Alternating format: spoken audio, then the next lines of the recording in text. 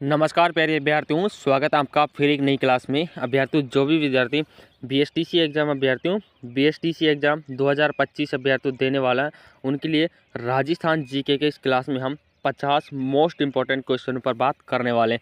अभ्यर्थियों, क्लास आपके लिए रामबाण साबित होने वाली है।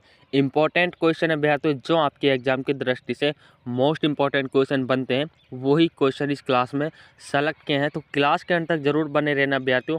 तो देखिए अभ्यर्थियों, पहला क्वेश्चन आपसे क्या पूछ रहा है और कमेंट में ज़रूर बताना अभ्यर्थियों कि आपका 50 में से अभ्यर्थियों कितना स्कोर रहता है। तो चलिए दोस्तों, क्लास स्टार्ट करते हैं। पहला क्वेश्चन अभ्यर्थियों आपसे पूछा है कि राजस्थान में निम्न में से कौन सी रबी मौसम की तिलहन फसलें हैं अभ्यर्थियों। स्टार लगा के रखना, पहला क्वेश्चन मोस्ट इंपॉर्टेंट है। तो रबी मौसम की आपको तिलहन फसल बतानी है अभ्यर्थियों। इन चारों ऑप्शन में से आपका कौन सा ऑप्शन राइट होता है। पहला हो जाता है सोयाबीन, सरसों, अरंडी, तिल, सोयाबीन, अरंडी या मूंगफली। इसमें आपका ऑप्शन 3 करेक्ट आंसर हो जाता है, यानी कि सरसों, तारा मीरा और अलसी। ऑप्शन 3 आपका इसमें करेक्ट आंसर हो जाता है। जो अभ्यर्थियों रबी मौसम की तिलहन फसलें हैं वो कौन कौन सी हैं?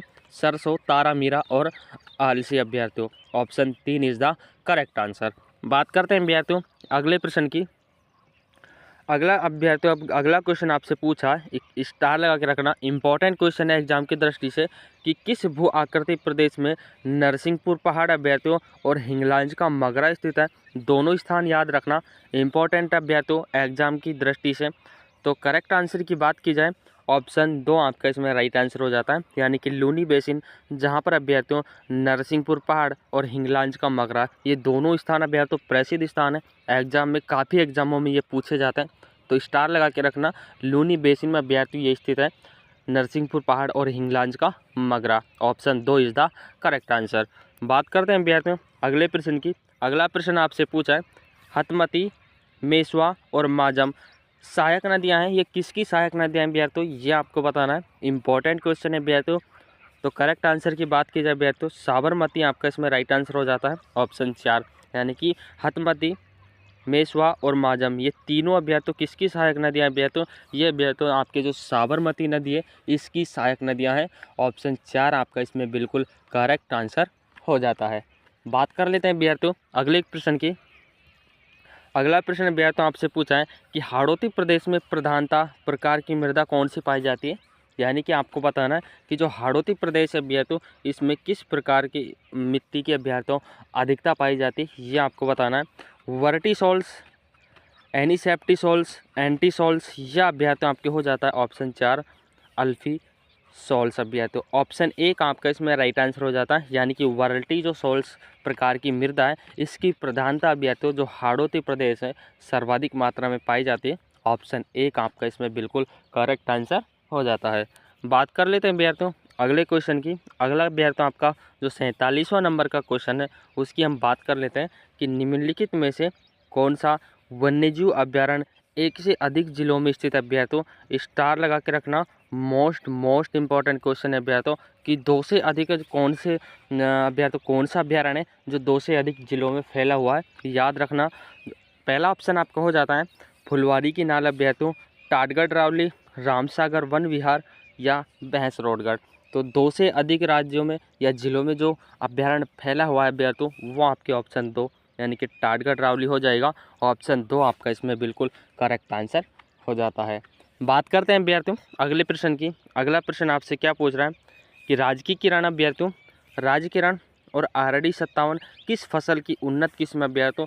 ये 2 अभ्यर्थियों फसल की किस्में हैं, आपको बताना है कि कौन सी फसल की ये किस्में हैं। राज किरण और आरडी 57 आपको बताना है। बाजरा, चना, जौ या मक्का। ऑप्शन 3 आपका इसमें बिल्कुल करेक्ट आंसर हो जाता है, यानी कि जो कि अभ्यर्थियों राजकिरण और आरडी 57 ये जो फसल की किस्में हैं, याद रखना। ऐसे क्वेश्चन एग्जाम में पूछे जाते हैं अभ्यर्थियों, याद रखना। बात कर लेते हैं अगले प्रश्न की। अगला प्रश्न आपसे क्या पूछ रहा है कि निम्न में से राजस्थान के किस जिले में सोने के भंडार पाए गए अभ्यर्थियों। स्टार लगा के रखना, करंट का भी बन सकता है अभ्यर्थियों, ये क्वेश्चन मोस्ट इंपॉर्टेंट है अभ्यर्थियों। सिरोही, अजमेर, झालावाड़ या अभ्यर्थियों बांसवाड़ा।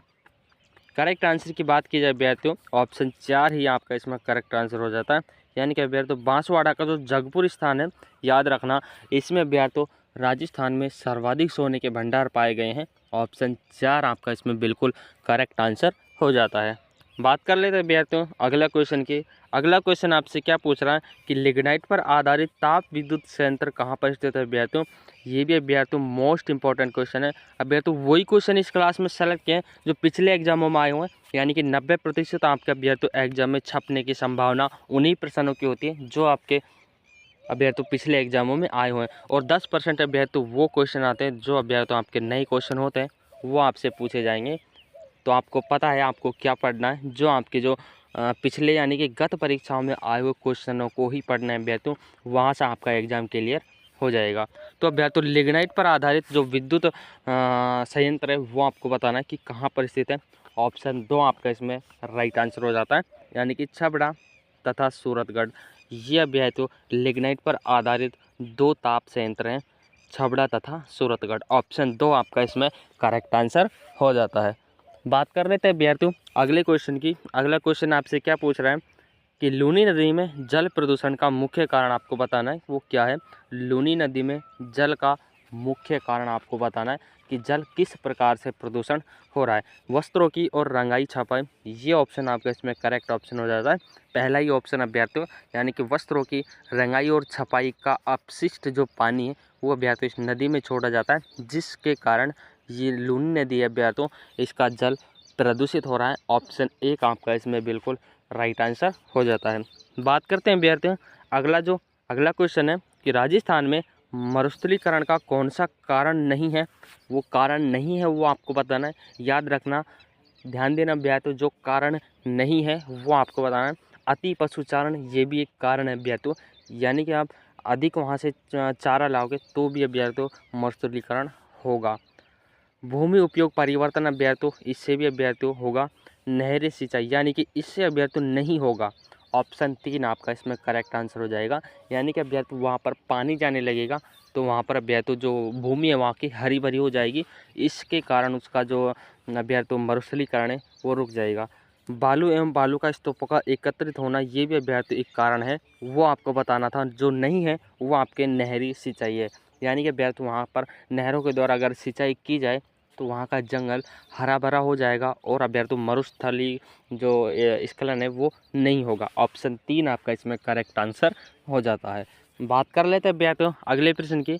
अगला प्रश्न अभ्यर्थियों आपसे क्या पूछ रहा है, याद रखना कि राजस्थान सरकार ने जलवायु परिवर्तन नीति की शुरुआत कब की थी अभ्यर्थियों।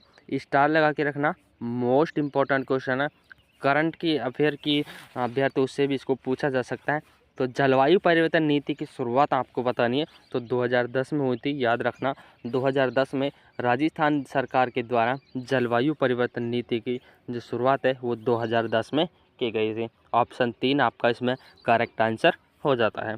बात कर लेते हैं अभ्यर्थियों अगला क्वेश्चन की कि पूर्व पश्चिम कॉरिडोर किसको जोड़ता है, वो आपको बताना है कि पूर्व पश्चिम कॉरिडोर किसको जोड़ता है अभ्यर्थियों। सिलचर को पोरबंदर से। ऑप्शन 3 आपका इसमें राइट आंसर हो जाता है, यानी कि सिलचर को पोरबंदर से अभ्यर्थियों जो पूर्व पश्चिम कॉरिडोर है वो जोड़ता है। ऑप्शन 3 आपका इसमें करेक्ट आंसर हो जाता है। बात करते हैं अभ्यर्थियों अगला क्वेश्चन आपसे पूछा है कि काली सिंध सुपर ताप बिजली स्टेशन कहाँ स्थित है, ये आपको बताना है।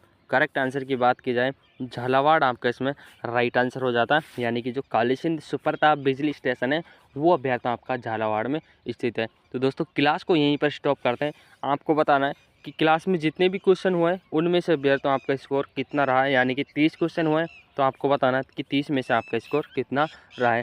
चैनल को ज़रूर सब्सक्राइब करें अभ्यर्थियों, क्योंकि जब तक आपका बीएसटीसी और अभ्यर्थियों पीटीटी का एग्ज़ाम नहीं हो जाता तब तक आपको यहाँ पर इम्पोर्टेंट क्लास दी जाएंगी, याद रखना। मिलते हैं अभ्यर्थियों अगली क्लास में, तब तक के लिए जय हिंद साथियों।